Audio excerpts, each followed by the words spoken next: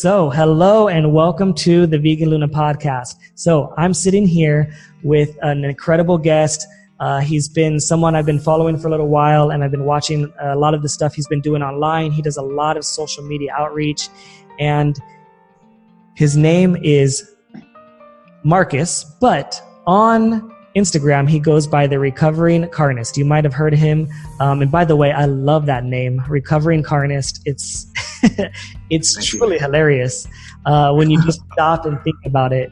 I was talking about it to my girlfriend. I was like, that is the perfect name. So how we start this podcast off is I'm going to start with a few questions.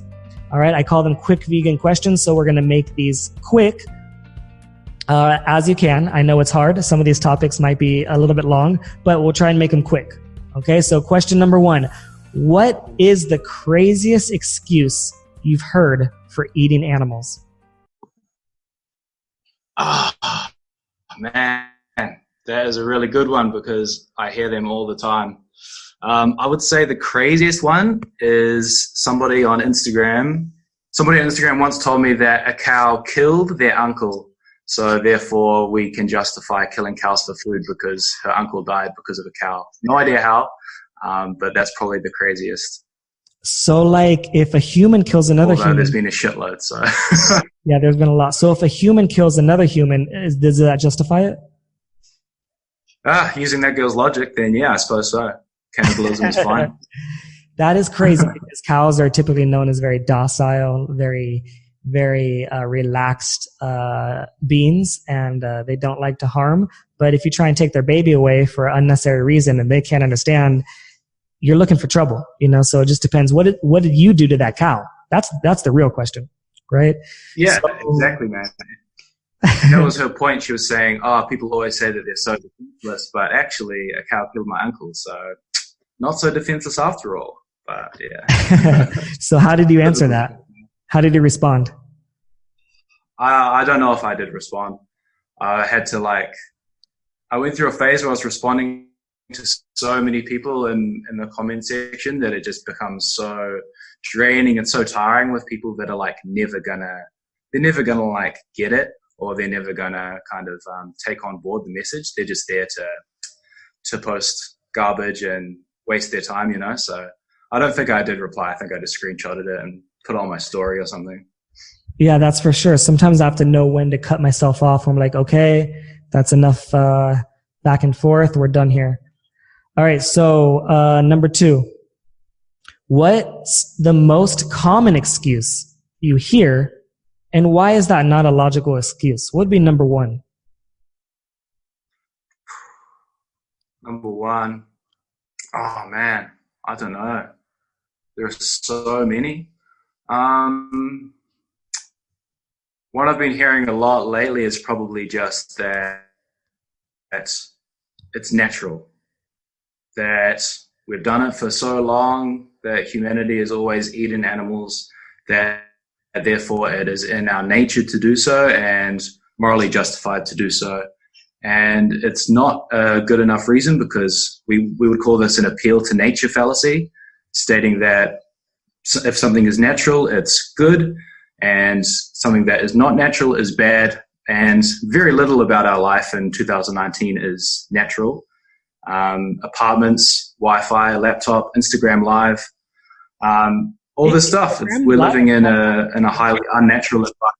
There's so much that's unnatural that is good for us, and so much that is natural that is bad for us, that it's just not a good excuse. But yeah, there's so many, man. So many that just, I love cheese, I love milk, personal taste pleasure. There's so many. There's a cycle of 10 to 15 that are just constant, level 1 kind of Carnist arguments. I'm sure everybody knows them and hears them on a weekly basis. Yeah, definitely. All right, great. So, number 3, what will it take for us to get to a vegan world? A variety of different things. I'm torn whether of course, it will take kind of structural changes, government changes, industrial regulations, all these kind of things, but also just a mass shift in the way that we view ourselves, the the way that we view animals, the way that we view our environment. Just a psychological change, a change in our consciousness to realize what we're doing and why we need to stop doing it. But practically, we also need a huge, just complete shift in consumer demand and probably a whole lot of different regulations in place to help us achieve this. It's not something that is gonna come about through a natural realization overnight. There are many different steps that are going to need to be taken to achieve it, but I'd say a combination of a change of mindset with these different things is probably the most practical way that we're going to see it happen. Yeah, like with that being said, do you think, like, I'm from the US and the last time the most deaths we've ever had in American history and war was our Civil War. And that happened, primarily over the slavery and ending slavery and trying to abolish slavery. Like, do you think that that's possible? Like, if it got to that point where it's like, man, it's looking like the tides are changing and they passed a law that like meat is illegal. Like, you think there'd be a war? Like, that's kind of crazy, right? Possibly, man. People would freak out if it was made illegal. I saw one country was thinking about introducing like a meat tax. It might have been Germany, actually. That's Germany, yeah. Yeah. I think I saw that as well. And yeah, I don't know, man. People would go crazy. There would probably be a black market. It would probably be just like any substance that governments try to ban, like how they tried to ban alcohol with the prohibition, like marijuana, like drugs that have been made illegal. They all still find a way to infiltrate society. So it's got to be implemented in a way that is gonna, I don't know. It's a tough question, but yeah, there will definitely be a black market and people would go crazy in the streets if it was, for sure. Yeah, definitely. All right. So next question: who are your 3 favorite activists? 3 favorite activists. I don't know, to be honest. Obviously, I love all of the popular guys are very influential. Like probably Earthling Ed is my number 1 because I met him in person and he was such a fantastic guy. He was super nice, super lovely, and of course, definitely respect his approach to activism and everything that he does. It's amazing. There's so many people that I really enjoy watching their content. People like Skinny Vegan Fitness, David, Seb Alex, Joey Carbstrong, and yeah, I'd say number 1 is probably Earthling Ed. Yeah, for sure. That's great. All right, so next, how can anyone seriously deny climate change? How can anybody seriously deny it? It's impossible to deny. The science is there. Anybody that does deny it is like a deeply entrenched in the conspiracy world, or they're very paranoid about what our government's trying to do or something. It's completely undeniable. Science is there. We're seeing every day new crazy things that are happening all around the world, crazy weather events, more and more catastrophes like the Amazon, etc. So at this stage, it's completely undeniable. I don't know who can. Yeah, doesn't Sverige, your buddy? Yes, Sverige does, yeah. But of course, he comes from that conspiracy theory mindset, the deep paranoia, the scary government trying to control us, trying to make everybody vegan and climate changes. And of course, he's in that world. That's the basis for his whole movement or his whole philosophy that he talks about. It's deep paranoia, deep conspiracy theories. It's crazy. Yeah, for sure. He's a character. That's for sure. I'm sure that must have been a very fun conversation that you had with him. It was interesting because like I'd followed him for so long, not followed, but like in his crazy shit online for a very long time. So to see him in person was kind of like, whoa, holy shit, this guy is really here. But yeah, it was very strange talking to him. The worst part was that he was eating like this pork bone, and he had all this like raw pig flesh all over his fingers, and it was disgusting, man. Like the smell, it was absolutely horrible. But yeah, it was interesting to talk to him. It just, everything that we talked about just confirmed all of my like prior thoughts on what he's all about. Yeah, he's not likely to change anytime soon. All right, that's great. So thank you so much. Those are the 5 quick vegan questions. I hope you enjoyed them and had as much fun as I had. I think that'll be a lot of great content right there. So next, tell us about yourself. Who is this guy we're talking to? So my name is Marcus. I'm from New Zealand, and I've been living in Berlin for the past 2 years. I've been vegan for about 2 years, and I've been involved in activism for over a year. Before that, I've been a passionate basketball player my whole life. I don't know if people can tell from like the videos and stuff, but I'm like 6'6", extremely tall. And I come from a background of journalism, working in marketing, communications, and social media kind of stuff. So about 6 months ago, I think, or 6 to 9 months ago, I decided to make my Instagram account and start creating content. And I've been taking it seriously for the past like 4 or 5 months, I would say. And really just applying my professional set to a cause that I'm passionate about, the animal rights movement and the environmental movement.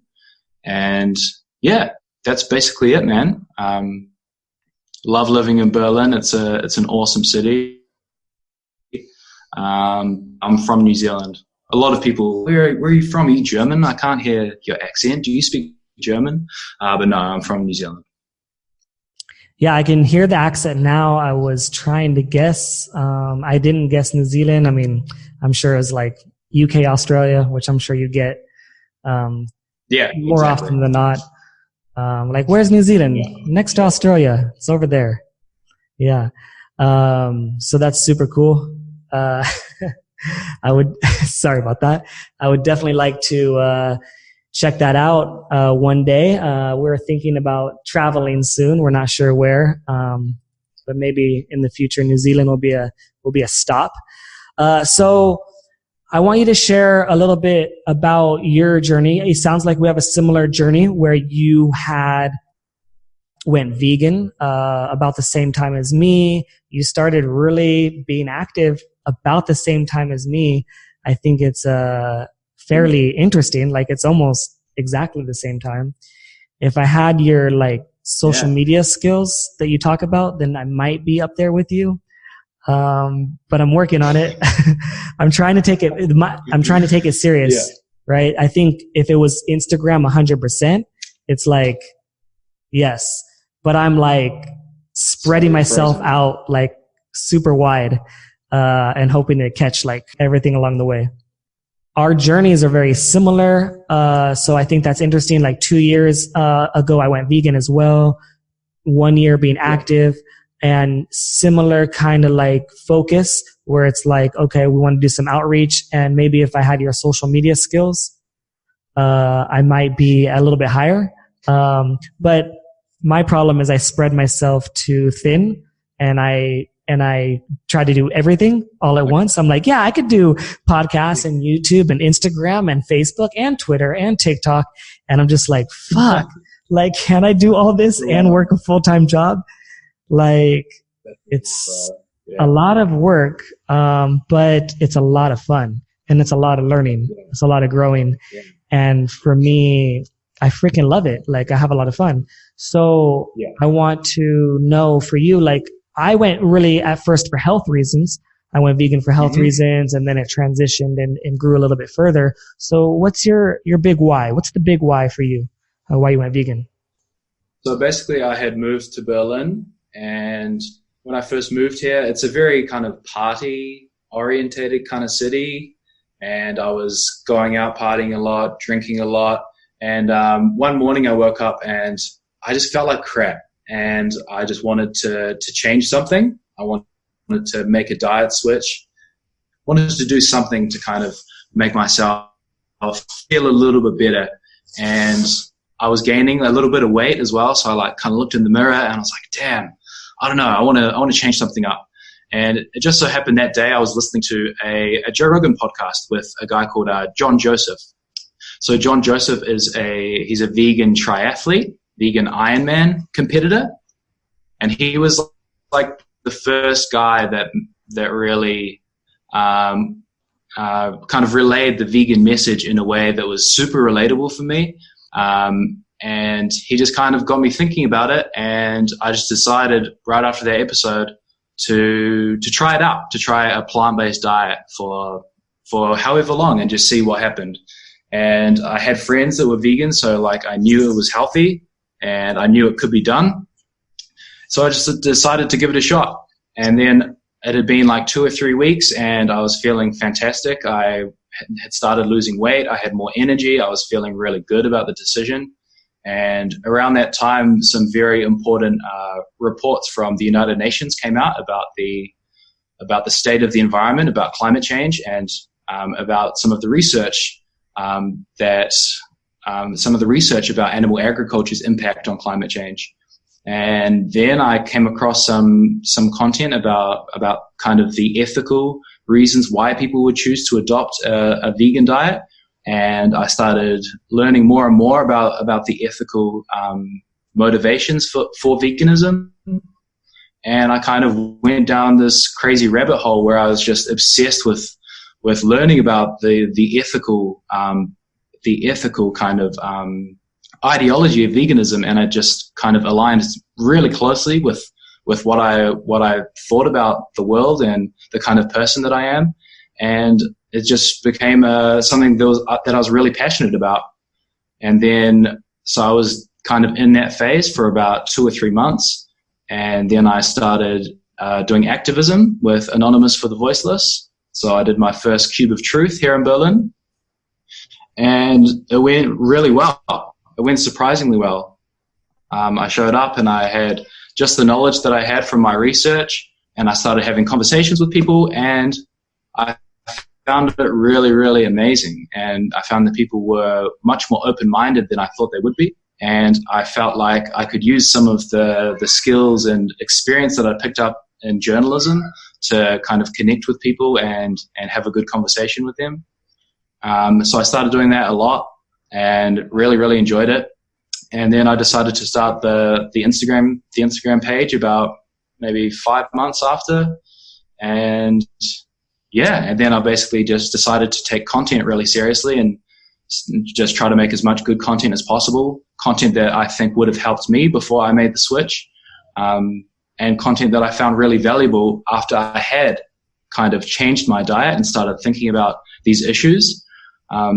So that's kind of the goal with the stuff that I do make, is to relate to people that I think, or to create the content in a way that people will connect with it before learning about veganism and spark their interest in it, and then help educate people that have already made the switch, and help them in their conversations, in their daily life, in their interactions with friends and family, in their activism, things that will just provide value to quite a wide range of people.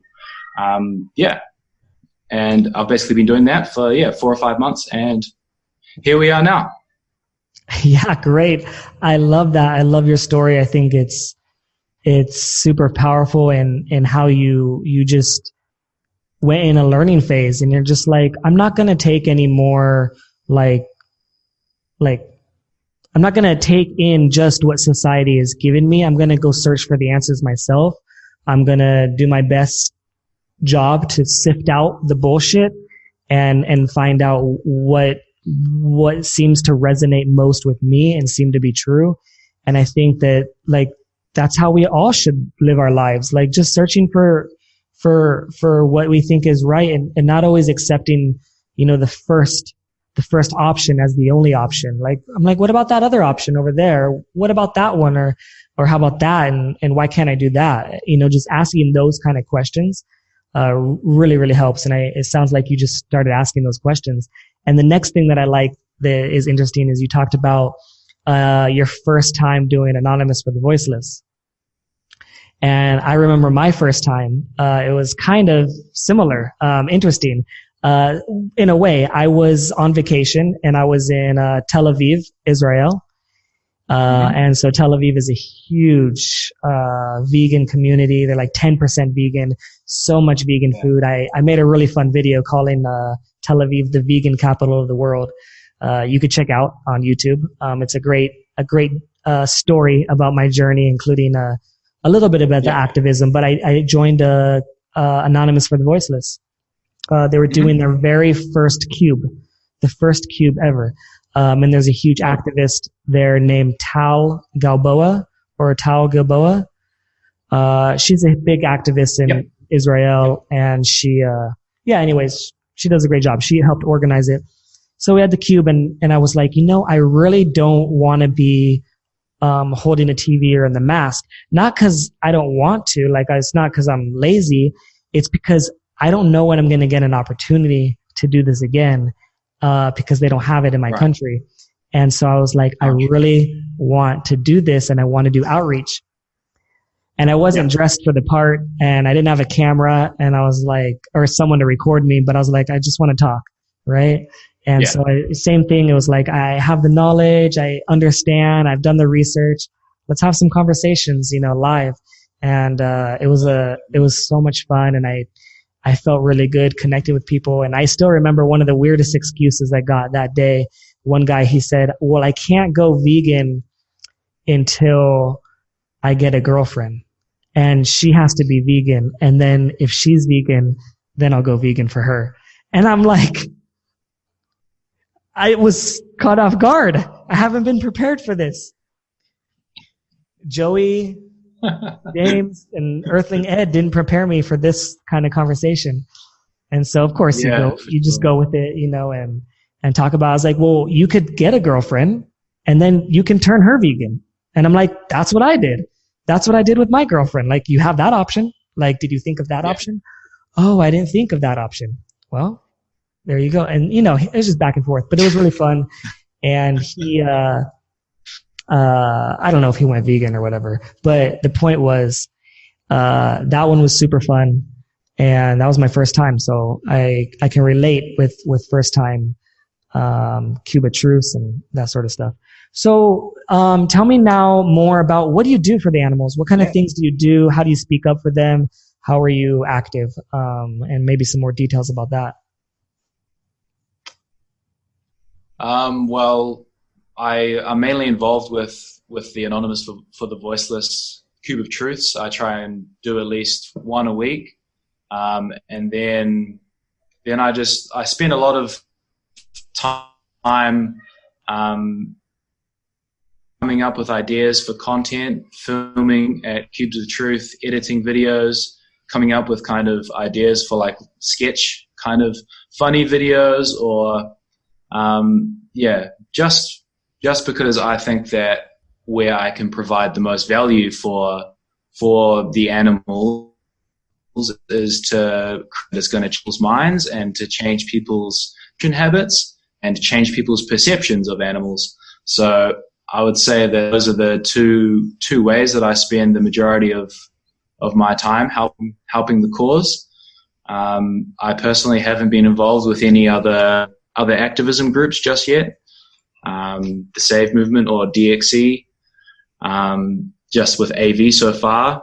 And if there were other outreach groups here in Berlin, then I'd be super happy to join them as well, because that's just my preferred style of activism. I've personally found it to be highly effective with people that I talk to, and it's really nice because if a person commits to making a change in their life, it's a tangible result from the conversation that you're having.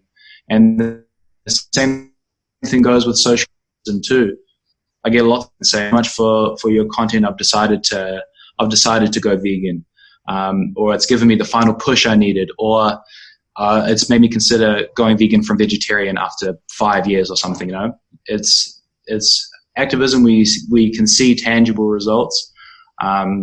So those are the two ways that I think are effective uses of my time. And of course, other people are going to be different, and there are different ways for many different people to get involved.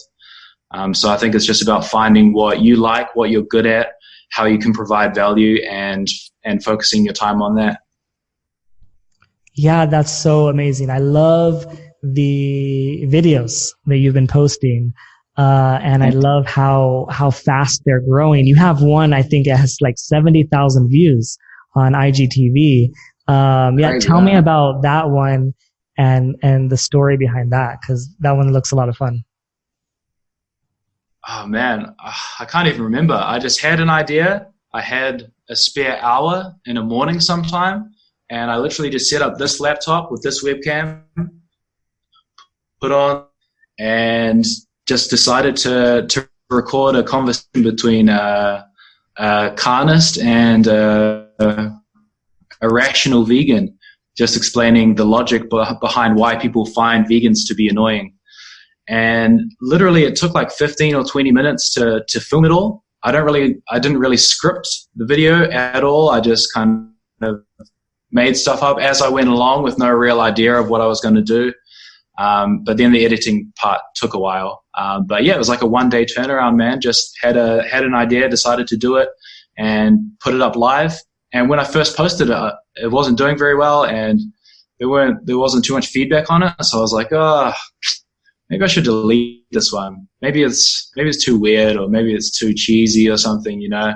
And I just left it up, and after a couple of days, it just started booming, started skyrocketing. I have no idea why or how. The analytics of IGTV aren't the best, so I couldn't see like if it was coming from hashtags or anything. But yeah, man, I don't know. I think for some reason it took off. I think it's the tags. It's the constant tagging. Yeah. I think that something that you like so much that you're going to share with your friends, I think Instagram likes that. I think that's a very helpful one. I think it's a high indicator to like, hey, this is good.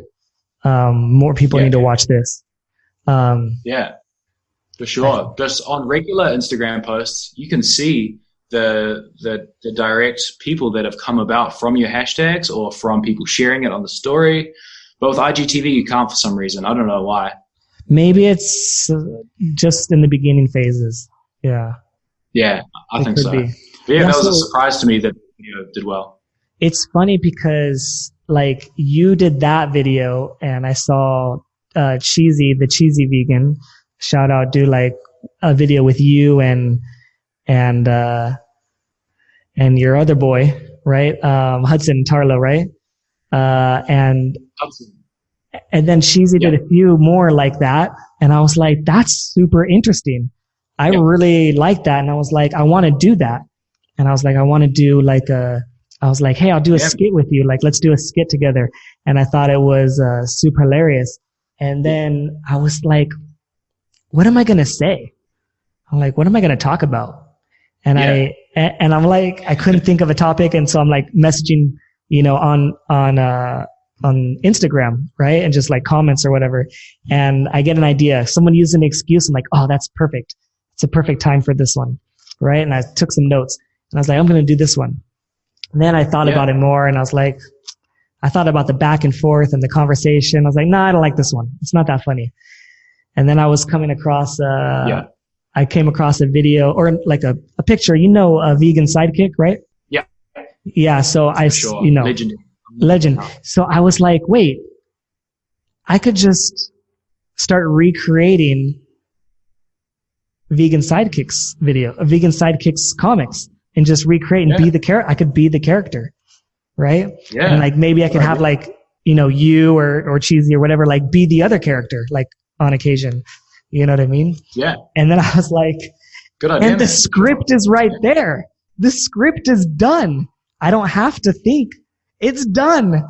I have the script. I just got to record and edit. Right? Yeah, exactly. So I made one last night. I had the idea last night, and I came home. I was all excited. I recorded it. I even wrote out, how he has special notes on the shirts? Yeah. I got a white shirt and wrote the exact note of the video, right? Oh, yeah. And then I'm standing there. I'm standing like one guy's holding like a beer or whatever. And then the other guy has his arms out like this. And I just copied the characters, and tried to put the best voice in a way for those characters, right? That I thought they would sound like. Yeah. And it's awesome, it's my first one. I tagged him. I even messaged him, and like, I've had conversations with him in the past about, I wanted him on the podcast, to be honest. But he didn't answer yet. So we'll see. But what I'm interested in is how people are going to take them, you know? And I'm going to play around with the style, like how do I want them on the screen and that sort of stuff. But the problem I did was the IGTV. The first one was IGTV. And the problem is it's vertical, and it's hard to do a comic like that vertical. Okay. And I already did all the editing, and it was time consuming to get it right. And then I was like, I'll just leave this one. This will be the first one. It'll be fine. It's good. Yeah. But there's more, and there's it seems like unlimited content from that. Oh yeah. Daily he's putting that stuff out, man. And that's the great thing about social media content, social media activism. If you see somebody doing something that works, just do the same thing. It's not a secret what works on social media. So if you see a formula, then recreate it. I mean, it's only going to benefit what we're advocating for. So I'm a big believer in taking, I mean, not stealing stuff, but taking inspiration and repurposing it, maybe with a different message, but using the same style, the same method. And whatever's going to work is ultimately going to benefit the movement at the end of the day, you know? So I think that's a really good idea that you did, man. Yeah, for sure. So can I get you like on live, on recorded? Can I get your commitment to one skit with the vegan sidekick comic, and you be one of the characters? You got it, man. For sure. Yes. Excellent. Yeah, so that'll be super fun. So look, one thing I want to really talk about is there anything, maybe kind of as we wrap this up a little bit, is there anything that you really want the listeners to not forget, or there's something that you want to add that you just is so important, like one big thing from you? I'm really passionate about social media activism, and I think it's really important, and the potential for it is so huge that I think not enough of us have realized it, and not enough of us are dedicating time to creating powerful content for social media. Because if we want to create a vegan world, then I don't see a way to achieve that quicker than having social media completely veganized with powerful storytelling and funny videos, good memes, everything. I don't think we can have a vegan world if we don't have a vegan social media. It's the way the world works. And Facebook, YouTube, TikTok, Twitter. I can't conceive of a world that isn't completely influenced by social media, social platforms, and digital sharing networks. So I can't foresee a vegan world without a completely veganized social media landscape. So I think you don't have to be filming outreach videos. You don't have to be making memes. You could be drawing. You could be a musician. You could be a painter. You could be anything. But if you can capture that, make a social media account for it, and just learn how to effectively strategize content on social media, it's one of the most powerful ways that we can help to create a vegan world is by using the social platforms. I think it's so important, and I think we may know the importance, but we're not executing to a high standard, because I mean, and it's so important that we have popular social media vegan influencers. I think it's really important because for any other movement, for any other subculture, any other community, there are all popular social media figures, and I just can't see a vegan world without this kind of vegan social media landscape. So that's something I'm super passionate about, and I think is really important as well. I'm sure you agree with me. Yeah, I couldn't agree more. I did make a video that said, the title was social media will be the end of meat. And yeah, for sure. And I couldn't agree more. I'm with you. I'm a firm believer in doing everything that you can on these platforms. This is the beginning of something big, and everyone's attention is going to be there. This is like when radio went to television, and when television, went to the internet, right? It's like that transition of one, huge industry, transferring the attention to another industry. And it's all about attention. So it's about who can get the most attention. And that comes through the likes of followers and shares and whatever, right? And when you have the attention, then it's about your message. So if you can get the attention and you have a message and you can share that message effectively with the attention that you have, then you could really make massive change, unlike anything else we've ever seen. We couldn't buy our own. We could never afford our own TV channel. YouTube is our TV channel. Exactly. And you can say whatever you want about the channel and build it in any way you want and spend as much money as you want to make it your channel. You can invest whatever you want, and if you can have your own, imagine imagine if Martin Luther King Jr. could have had his own TV channel and how fast he could have ended, some of the civil rights movements right there. Or if anyone in history, in any large social justice movement, if they had the power of social media, I'm a firm believer that it would have ended a lot quicker than it did, than the time it took. It wouldn't have taken 400 years to end slavery over there. These things, we don't have 400 years. You talk about the climate change and you talk about the dangers there. We don't have enough time. That IPCC report that you mentioned from the part of the UN, that alone said we had 12 years. And then a new report shortly after that says we have 18 months. And this isn't 18 months until it's the end. It's 18 months until it's irreversible. Like, we just can't go back. We can't make the changes. So we need social media now. We need everyone everywhere. We need everyone putting their time and money. Really, you need to invest. This could be a business. You need to invest time, sweat, money, energy into your social media accounts. It's all you should be doing almost. I really think that, because if you don't build and spread the message and try to change the world, like, nobody's going to change the world for you if that's what you want to do. Yeah, so I'm in total agreement with that. For sure, man. And it's like when I film kind of like street outreaches, I take one conversation with one person in real life, and now I have the ability to upload it to a platform where thousands of people are also engaged with the exact same conversation. So think about how much more efficient that is to deliver a message than just in person and in real life. You amplify it to potentially thousands, to potentially hundreds of thousands of people. You could take one idea, put it in the right format, put it on social media. Hundreds of thousands of people could have the opportunity to see it. So it's so important. The need for powerful vegan environmentalist content is we need it desperately. We need it on every platform. We need as much of it as possible. So yeah, I think we're totally on the same page with that, man. Yeah. So speaking of social media, where can people find you? If they love what you're doing, they want to follow your story, they want to see what are these funny videos that we're talking about.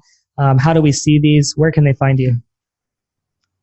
Recovering Carnist on Instagram, at Recovering Carnist on TikTok now. Trying out TikTok. Hey, I told Cheesy to do TikTok, and he told all of you guys to do TikTok. So I'm the reason everyone's on TikTok. I'm just gonna say. Hey, nice one, man. We're taking over.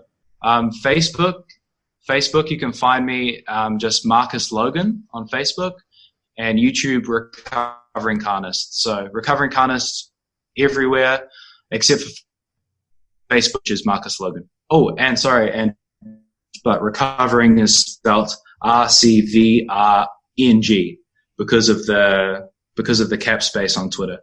I had to shorten it, but yeah. Oh, that's a good point. Okay, good. Yeah. I think, well, for me, it just automatically populates, but yeah, that's great. Great point. All right. Yeah. And when this is available on YouTube, that'll be all on the screen and everything. So I just want to say thank you, brother, so much. Keep up what you're doing. I'm rooting for you. And I can't wait to see how much you're going to do in these coming months, these coming years, because if you've grown that fast in that short amount of time, I mean, like you're just going to continue to just climb like crazy. And so I'm super excited to see how that goes. I mean, it'll be tomorrow. You have 100,000 followers, so I'm not really worried about that. All right. So, I know about that. Yeah. I believe for sure. All right. So, thank you for your time. And can't wait to talk to you soon. Hey, thank you so much for having me on here, man. I really, really appreciate it. It's my first time ever doing anything like this, and it's been super cool to talk to you, bro. And keep up what you're doing too, man. You're doing an amazing job. So definitely keep on pushing out that content. You're putting in a lot of effort, and I appreciate it, bro. And lots of other people do too. So keep going hard, man. And thank you once again. Yeah, absolutely. All right. Have a great night. Thank you. Yeah, bro.